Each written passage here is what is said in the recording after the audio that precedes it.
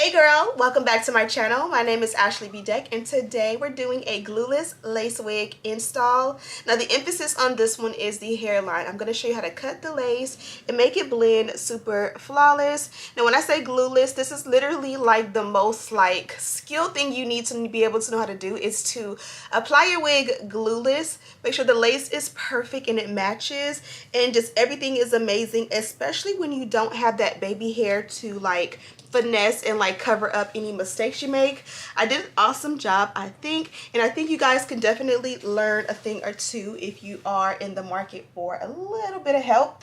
So this one is a bust down middle part and it does come from Myfirstwig. You guys know I love Myfirstwig and I love to work with them. I love their wigs because literally their motto and their name is literally what their product is.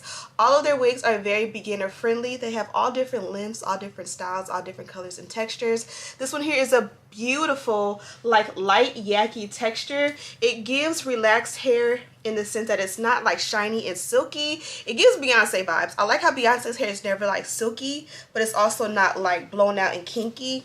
Absolutely gorgeous. I went ahead and just silk pressed it really nicely, and I gave you guys again a really good glueless install. So without further ado, let's go ahead and jump right into the tutorial. Be sure to check out the description box for a direct link to this wig, as well as all the details and everything like that. Subscribe if you haven't already. We are on a road to 300K on this channel. Now let's get into the install. Okay, ladies, jumping right into it. Hair care is more important than anything. So starting off with a little moisture for the hairline. I'll have the mild drops linked in the description box, and I've been doing this a few times throughout the week just to keep my hairline moisturized before we put that wig cap on top. This is the packaging and how I received it. They did provide the portable wig stand, which I love so much, and this is the wig itself. This is the inside construction of the cap. This is a 13x4 lace wig, 130% density. The knots are deep bleached. It's 20 inches in length and the texture is yak-y,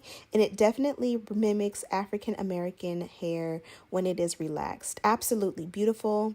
They did include this really nice custom elastic band inside. It is adjustable like a bra strap, and you're able to just help to secure the wig a little bit better on your head. So for the install, let's go ahead and get into it. I cut off the excess lace at the nape, and then I adjusted the straps back there as well for a little bit of extra security. Putting the wig on, you guys see I put on the elastic band first, and I kind of use it to kind of press down my braids so that I can give an even more flat install. And then this is what the wig looks like on. So bust down middle part, you guys already know I'm here for it. First thing I notice is how flat and flush the wig is along the hairline. So this one is definitely going to fit glueless. It's pre-plucked to perfection. So we really are just going to be able to cut the lace and not even have to bond her down, which is genius for a frontal. So today I'm going to be specifying how to cut off the excess lace. I am using these tiny scissors, and these are a little bit more for precision. And I'm just cutting off a little by little as far as the lace goes. I cut off the lace around the ear on one side, and I'm showing you what it will look like with sideburns. Next, I'm going to cut off the lace on the other side, and I'm going to slow it down a little bit so you can see exactly what I do. So I cut off a little bit around to just, be able to see because the lace was a little bit long around the front, and then I kind of section off the part that I want to cut off, and this was as much as needed to be cut off. You don't want to cut off too much because you want it to kind of hug the ear as you see here, but also have a little bit of excess if you choose to have baby hair.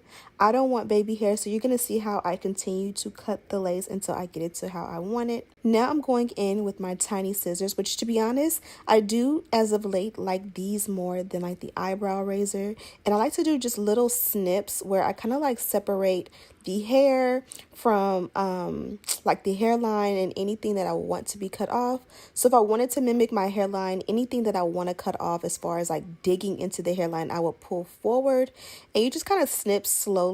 And this is what we cut off. It's always a better idea to cut off not enough than to cut off too much. Here I'm assessing if I need to cut off any more, and I'm pretty much pleased with what I cut off around the hairline. I am going to cut off more around the sideburns. But here I'm showing you what it's like to keep that extra right there. It's kind of like an ear tab where if you really want to bond it down from ear to ear, you would keep that extra lace. Because we're going glueless, we will be cutting off more. Now I'm cutting off the excess lace on the opposite side. And as you guys can see, it's definitely giving what lace. As we cut along, you really just can't even see what's been cut because it's blending with my complexion so well. And then I kind of get a little bit of like lifting the hair up, and I'm just lightly or like slowly cutting little by little until I cut off all that I need. Now I'm going to go on this side, and I'm showing you that like, you see how it kind of like flips over? That's not going to fit glueless, so I'm just going to go ahead and cut it off. Again, if I want to bond it down and I want like super thick baby hair and all that, I would keep it. But just for a glueless fit, anything that like lifts and buckles needs to go. Now let's go ahead with the wax stick. This is one of my favorite products to use along the hairline as well as the parting. You guys know I love a good dynamic duo, and this is how I really get everything to look amazing, whether you're bonding it down or not. Here I'm cutting off a little bit more, and as I said before, typically like for me, I would just cut it all off, you know, the first time, but showing you guys that it's very like normal to be able to just cut off a little bit, work on a different part, cut off a little bit more until you're comfortable. And yes, I did burn myself.